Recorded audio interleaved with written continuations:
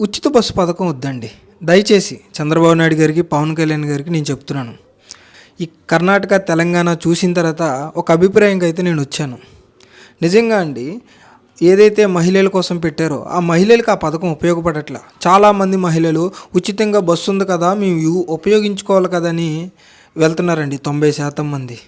నిజంగా దాని వలన విద్యార్థులు, ఏదైతే మిడిల్ క్లాస్ విద్యార్థులు కాలేజీలకి, స్కూల్కి వెళ్ళాలి, చాలా ఇబ్బందులు పడుతున్నారు. రద్దీ వల్ల టైంకి వెళ్ళలేకపోతున్నారు. ఇంకో కోణంలో ఏదైతే ట్రాన్స్పోర్ట్ రంగం మీద బతికే ఆటో వాళ్ళు, ట్యాక్సీలు, వాళ్ళు కూడా ఉపాధి లేక రోడ్డును పడ్డాయండి వాళ్ళ కుటుంబాలు. పోనీ ఈ పథకం ఏమైనా మహిళల్ని పేదరికం నుండి గొప్ప వాళ్ళగా తీర్చిదిద్దుతుందా?